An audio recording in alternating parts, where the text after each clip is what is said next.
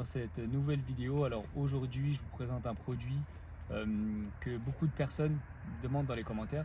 Donc quel est l'outil du diagnostic que tu utilises, comment s'appelle un tel ou un tel, donc comment faire pour faire un tel ou telle intervention.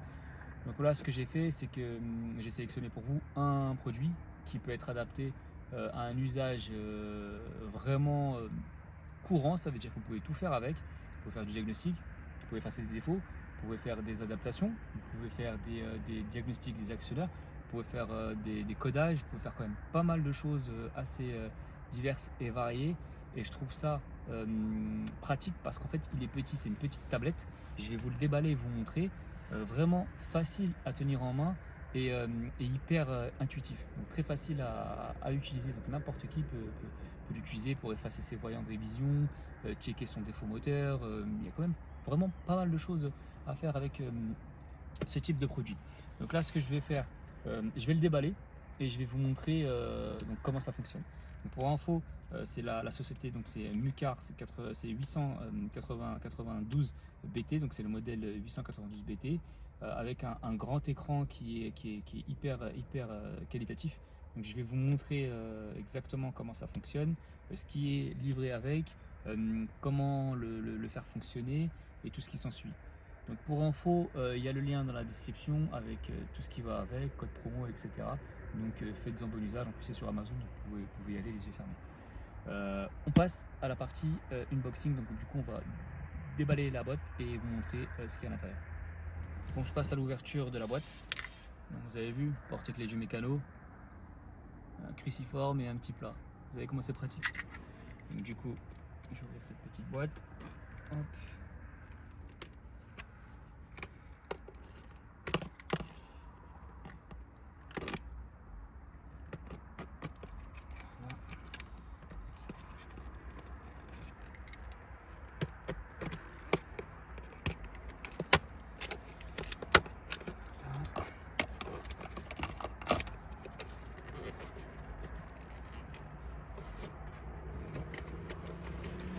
Fermez tout ça.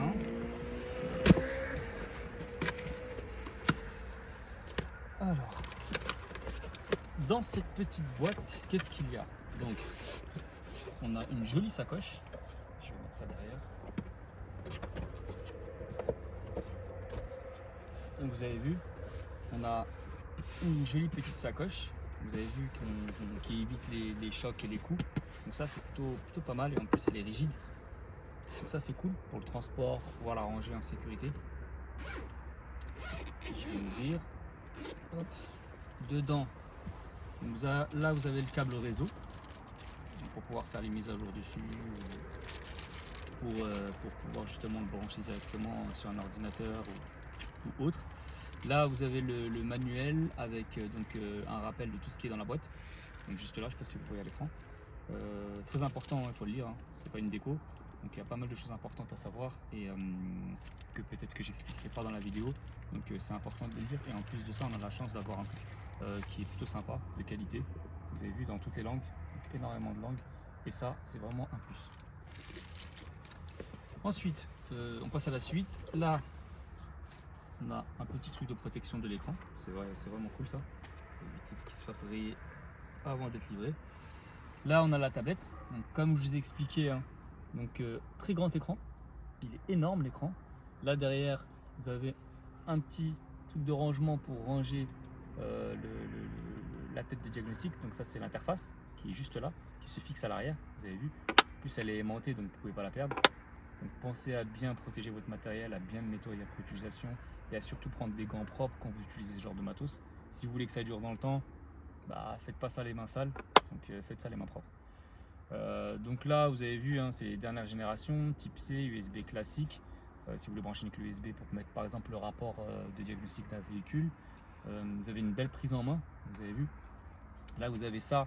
Donc ça, c'est vachement bien parce qu'en fait, vous pouvez le poser directement sur votre volant. Donc ça, c'est bien si jamais vous voulez vous détacher les mains ou bien il y a un truc qui se passe, vous n'avez pas envie de le tenir dans la main ou vous voulez sortir de la voiture, bah, vous pouvez très bien l'accrocher là ou bien le poser sur le tableau de bord juste comme ça en attendant une mise à jour ou un flashage ou peu importe l'intervention que vous faites. Donc c'est vraiment de qualité, c'est plutôt propre, c'est très beau. Donc, regardez, C'est vraiment joli, très fin, de qualité. Ça, j'aime beaucoup. Donc, vous voyez, c'est assez épuré, c'est assez. On sent que quand même c'est de la cam.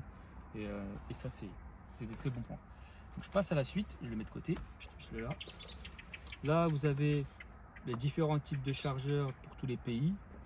Vous avez le cordon principal, vous avez le câble USB type C qui est juste là, que vous pouvez brancher peut-être à l'interface si la fonction comment dire, la fonction Bluetooth ne fonctionne pas. Là, c'est pas le cas. Mais en tout cas, vous avez tout ce qu'il faut pour pouvoir faire votre diagnostic correctement et sans encombre.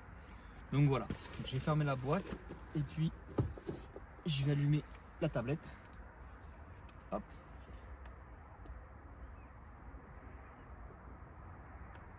Je sais pas si vous voyez l'écran. Me voilà de l'autre côté, donc c'est un peu mieux pour vous montrer. Donc là, je suis sur le menu sélection de la langue. Je vais sélectionner français. Hop.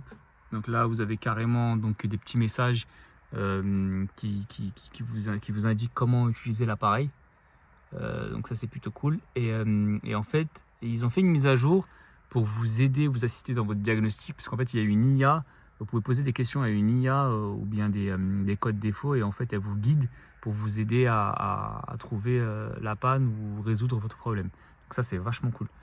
Donc là, donc vous avez vu, vous avez pas mal de petits. Vous avez dans le menu, vous avez pas mal de petites icônes. Donc vous avez recherche par VIN, là vous avez le diagnostic, là vous avez la fonction OBD, donc pour lire de façon générique. Vous avez l'historique, là vous avez le rapport. Donc comme je vous expliquais tout à l'heure, si vous voulez brancher une clé USB pour pouvoir sortir votre rapport, vous pouvez.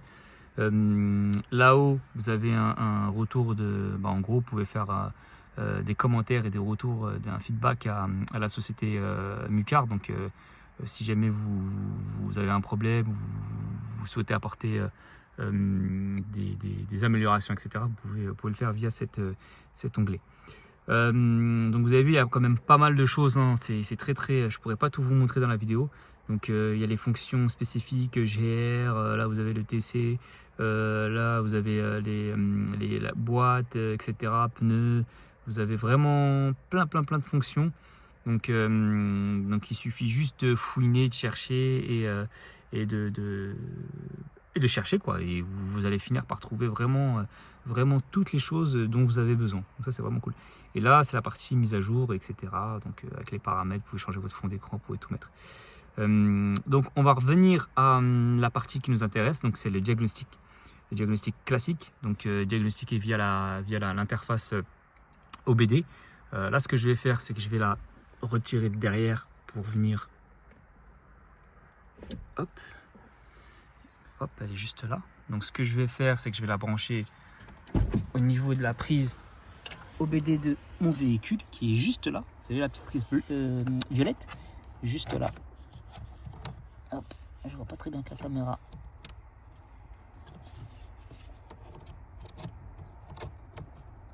Non, pas dans le bon sens.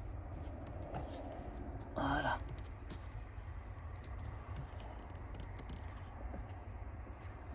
Voilà. Donc là, c'est branché. Donc ce que je vais faire une recherche automatique. Et bien évidemment, en mettant le contact. Donc ça va être compliqué. Vous pouvez sélectionner la marque que vous souhaitez. Vous avez vu, il y a quand même pas mal de marques en fonction des continents, donc américains, européens, asiatiques, chinois. Donc vous avez vu, il y a quand même pas mal de modèles et de marques différentes. Donc nous, si on se met sur la marque européenne, il y a quand même pas mal de choix. Donc du coup, là, ce que je vais faire un test sur un autre véhicule parce que celui-là, il est beaucoup trop récent, 2025. Donc même la plupart des outils de diagnostic récents ne fonctionnent pas réellement bien avec les derniers modèles. Donc je vais prendre un autre véhicule et puis je vais faire un test en bonne et due forme pour vous montrer comment ça fonctionne avec lecture défaut. Donc ce que je vais faire, c'est d'abord mettre le contact, bien évidemment. Et ensuite, je suis sur la page d'accueil, donc je vais lancer un diagnostic, recherche automatique. Donc là, il va chercher à se connecter directement. Vous avez entendu le petit bip bip. Il s'est connecté à l'interface OBD. Donc là, il va lancer son scan. Donc il va normalement me récupérer le châssis, le modèle. Enfin, voilà. Donc là, il m'a récupéré le numéro de châssis, la marque, le modèle. Donc là, je vais attendre.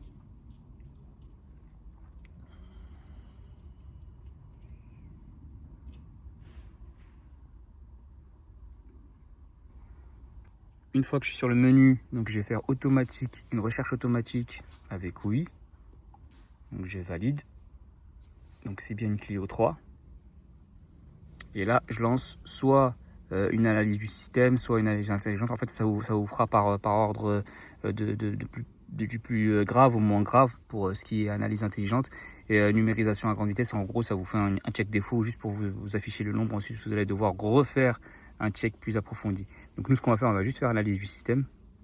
Et là, en fait, on va faire un diag de tous les calculateurs qui sont présents sur le véhicule.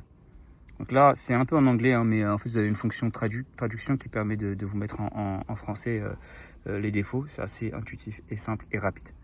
Donc bien évidemment, si vous achetez une tablette comme ça, mettez-le à jour dès que vous recevez le produit pour avoir les dernières améliorations et éviter les erreurs et les correctifs, parce qu'ils publient généralement pas mal de correctifs, les fabricants. Donc il ne faut pas hésiter à les mettre à jour. Donc là, on laisse le petit diagnostic se terminer. On va attendre un petit peu et ensuite on va voir les défauts, s'il y en a sur le véhicule, qui vont apparaître sur la partie gauche, si je dis pas de bêtises. Et on va pouvoir regarder en détail sur la partie droite par rapport au calculateur, le défaut présent sur chaque calculateur. Donc là, 100%, hop. Donc là, on a trouvé 7 systèmes et pas de défaut, donc 0 DTC. Donc ce qu'on va faire, donc il y en a pas mal qui sont, on va dire, introuvables parce qu'en fait, c'est des calculateurs qui ne sont pas montés sur ce genre de véhicule. Mais là, nous, on va essayer de rentrer dans ECM, donc calculateur moteur, et on va regarder ce qu'il y a dedans. Donc là, comme je vous ai expliqué, il y a la fonction traduire, donc pour pouvoir traduire la lecture de vos données qui s'affichent à l'écran. Donc là, on va faire lire le DTC. Et là, on voit bien qu'il y a un code défaut qui est enregistré. Donc, c'est pas un défaut important, mais c'est un défaut, voilà quoi, c'est connexion de diagnostic à l'unité de préchauffage circuit ouvert. Donc, qui s'affiche sur la plupart des véhicules, mais il n'y a rien de grave en soi.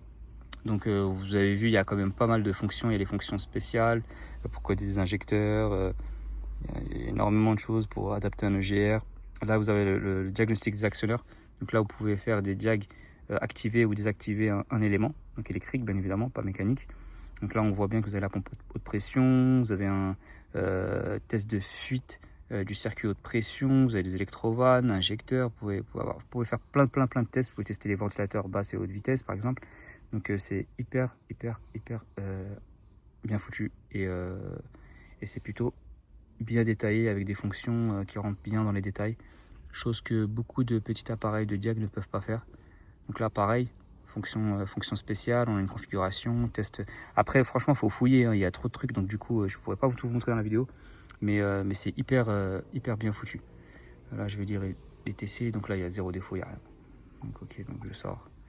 Donc voilà, donc bloc ABS, pas de défaut. Je vais aller dans l'airbag pour voir s'il y a un défaut. SRS, hop, lire. Là, il y a un code défaut, donc si j'ai un doute, je traduis. Donc là, information multiplexée sur la vitesse du véhicule non valide. Donc bon, c'est une donnée importante, la vitesse du véhicule pour les airbags, bien évidemment. Donc là, vous avez même une recherche Google, vous pouvez même checker votre code votre P0 directement sur Google pour voir à quoi ça correspond, pour avoir plus de détails. Et vous pouvez vous fournir aussi d'une aide. Il y a une IA qui permet de vous aider à faire votre diagnostic juste là. Et ça, c'est vachement cool.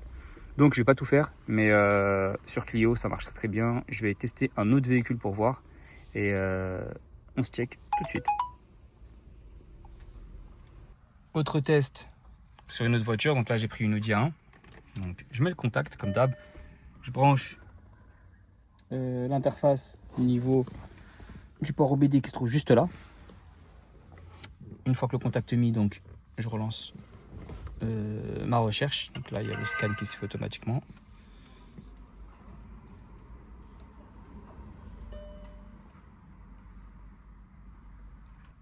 Là, on a direct donc le châssis, la marque et le modèle.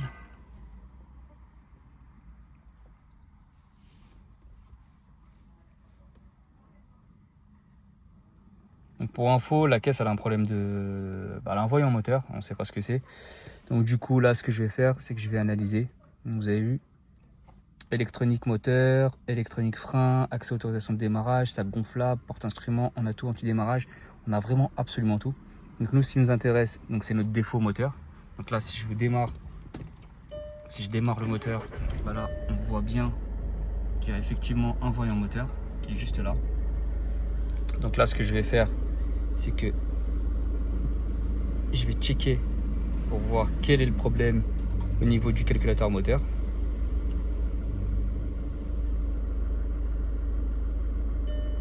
Hop, donc électronique moteur, juste là. Pas le téléphone en même temps. Voilà.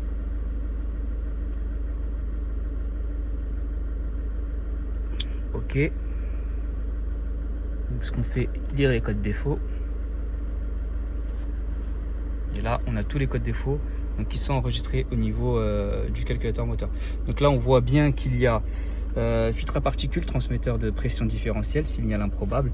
Filtre à particules, transmetteur de pression différentielle, pareil, hein, on a les mêmes codes défauts. Là, on a filtre à particules, transmetteur de pression différentielle, court-circuit à la masse. Donc on a un souci au niveau du FAP.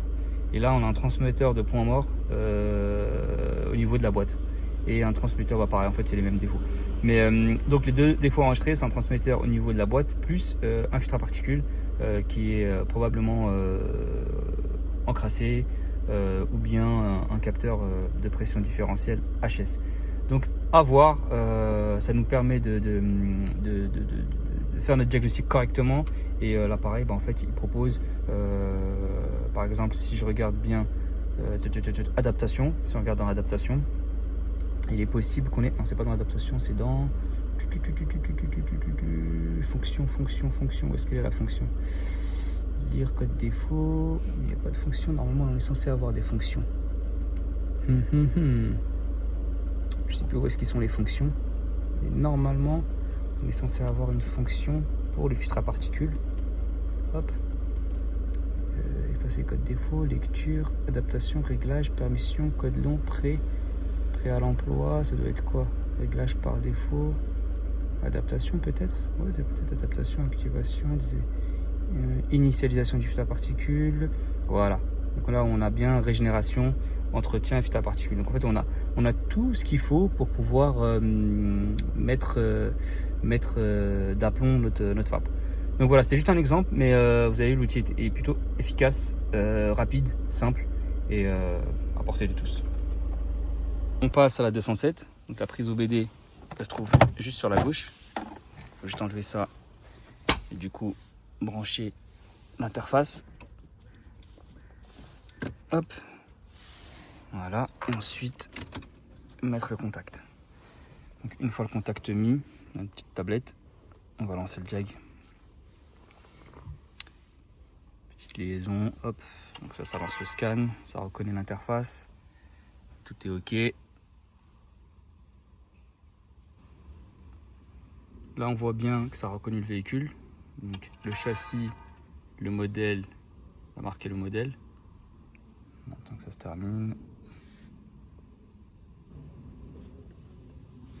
On fait automatique. Oui. Ensuite, on lance l'analyse du système.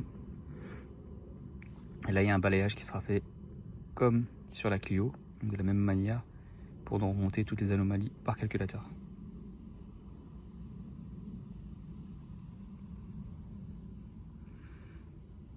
Donc là, vous avez vu, on a même l'alimentation de la batterie, 13,80 volts. On a le niveau de batterie de la tablette, donc qui est plutôt une bonne autonomie. Vous avez l'heure à côté, et puis là vous avez le Wi-Fi quand vous êtes en partage de connexion pour mettre à jour l'outil ou même pour traduire, pour afficher des fonctions qui sont vraiment intéressantes quand on est connecté à Internet. Donc n'hésitez pas à mettre à jour votre appareil, hein, c'est très important. Parce que là, le diagnostic va se finir, va se terminer. Et ensuite, on aura accès à tous les codes défauts. Donc là, voilà. Donc on a 9 systèmes trouvés et pas de défaut. Donc là, on va checker quand même le calculateur moteur, donc l'engine ECU. On va rentrer dedans.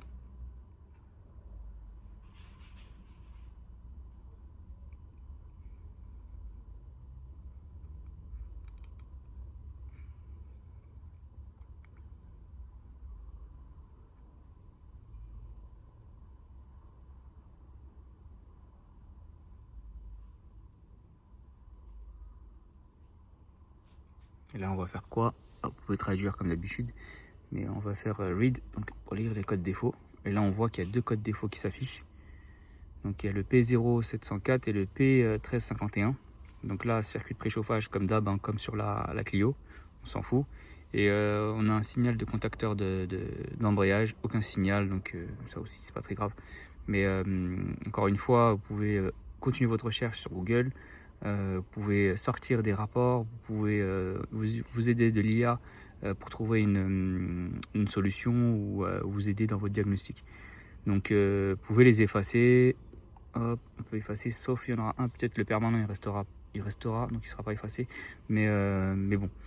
Donc encore une fois, vous avez des fonctions spéciales. Vous pouvez donc faire des tests des actionneurs, vous pouvez faire des modifications, vous pouvez faire des codages, donc il y a pas mal de choses à faire. Donc c'est vraiment un petit appareil qui est plutôt mignon et sympa et facile à utiliser. Donc hop, donc dès qu'on se déconnecte, c'est bon. Donc là, partie entretien, vous avez vu, il y a pas mal de choses, hein. En fonction des véhicules, vous pouvez choisir ce que vous voulez. Vous pouvez même régler l'IFS, donc les feux directionnels. Il y a l'airbag, il y a quand même pas mal de choses. Freinage, turbo, il y a tout, il y a vraiment tout. C'est vraiment, ça va. Il y a même l'IMO. Donc l'IMO, c'est pour tout ce qui est anti-vol, clé, etc. Donc c'est très, il y a toutes les fonctionnalités diverses et variées pour que tout le monde y trouve son compte. Et donc c'est vraiment un petit appareil tout petit. Vous avez vu la taille du truc, tout fin. Donc facilement transportable, vous pouvez le mettre dans votre boîte à gants ou dans votre coffre. Et il est vraiment minuscule. Donc voilà, donc j'ai testé plusieurs véhicules et ça répond à ces fonctionnalités donc primaires. Donc ça marche sur beaucoup de caisses. Renseignez-vous quand même d'abord avant de commander. Et puis voilà, donc si vous avez des questions, n'hésitez pas, je suis dispo.